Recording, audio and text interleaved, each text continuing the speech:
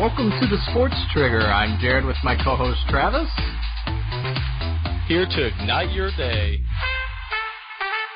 All right, everybody. Today we're here to talk about fantasy football sleepers. Travis, who are your fantasy football sleepers going into this next year? So I have a couple that I came up with off the top of my head. First of all, I'm going to have to go and be a homer with the Carolina Panthers, and I'm going to have to go with a wide receiver out of Michigan, unfortunately. But, hey, he's in the league, and he does have talent, and I'm going to go with Devin Funchess, Jared. And the reason I'm going with him is because Cam has been getting hit a lot recently this past year, and obviously he runs a lot, and they are saying that they're going to push for him to throw more. And with that, I think that Funchess is going to get a lot more looks, and I think that he's going to be very productive.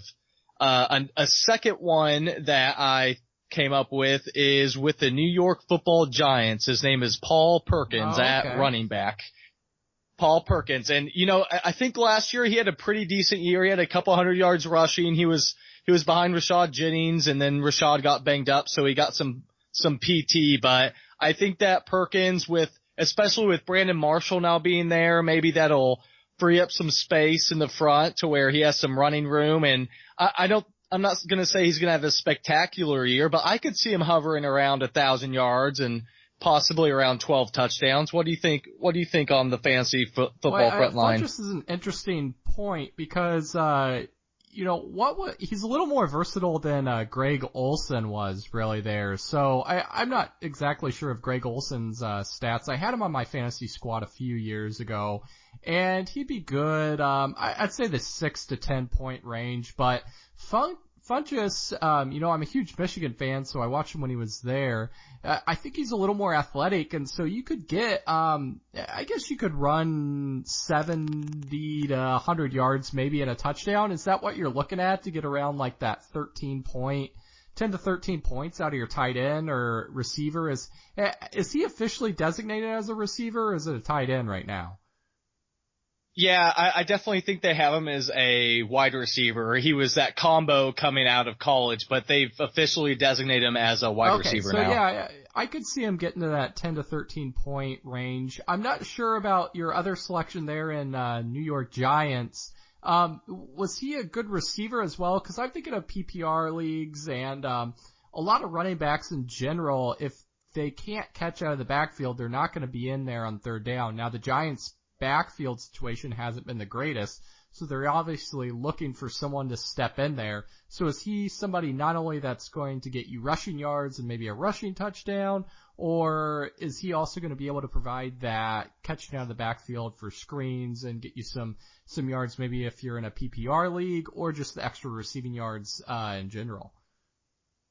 You definitely bring up a good point. I didn't look at it from the PPR aspect, and I definitely think he is that type of player. To me, he's kind of like that shifty back. I think he's a little bit bigger than Darren Sproles, but that's kind of who comes to mind, where he's maybe a all-purpose type of back. Maybe he can definitely carry more than Darren Sproles, but I definitely would think that in PPR he would be more valuable. That's an interesting point when you bring up Darren Sproles, because going back to the Carolina Panthers with Curtis Samuels out of Ohio State, yes, that's a player that comes to mind who I think, I don't know if you really call him a sleeper, because I think a lot of people have this feeling that he's going to come in there and do a lot for that team because they need him to. You know, he can run it out of the backfield. He can catch it in the slot position.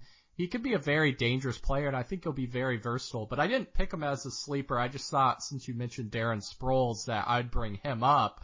And since you had mentioned the Carolina Panthers, my first sleeper is Robert Woods, the former USC wide receiver who's now over at the Rams.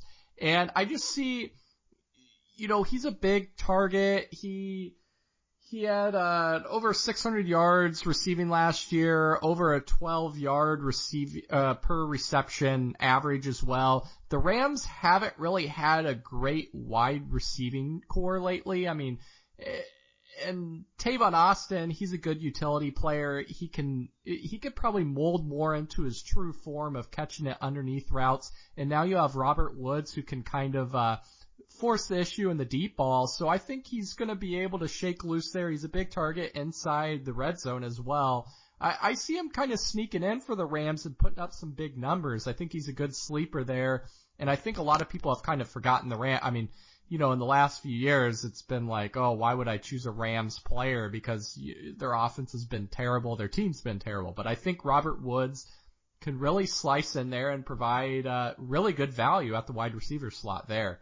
Now, is that even with Goff being the quarterback? You think Goff will have a decent year then? Or are you just saying for any quarterback that's going to be at the Rams? Any quarterback, because I think he's going to be one of their main go-to targets on any deep ball. And so, he could get, I think he'll be good for, 60 to 80 yards and a touchdown. Very, very possible that he could be consistent in that slot, especially with Tavon Austin being able to slide over more into his natural role of, running short bubble screens and stuff along those lines. So I think there'll be some opportunity there. Whether the Rams quarterbacks can deliver, that's another question in itself. Other individual Definitely. that I'm really looking at is, I'm going to go with Willie Snead from the Saints. So you have Brandon Cooks gone, obviously. Last year he had over 70 receptions, over 900 yards. His touchdowns weren't that great. So I'm thinking with Brandon Cooks being gone, and you obviously know the Saints are going to continue to air it out with Drew Brees there, I think he can even up his yardage a little bit, but on top of that, his touchdown production level will go up. So, if you're looking at doubling his touchdown production, going into the 9 to 10 touchdowns, and he's going to be a high volume target. I mean, his catch rate's really high. It's 69%. So that's really high volume and, in terms of just catch rate, when he's actually being thrown the ball. So Drew Brees loves that. If you're going to catch the ball, he's going to keep throwing it to you.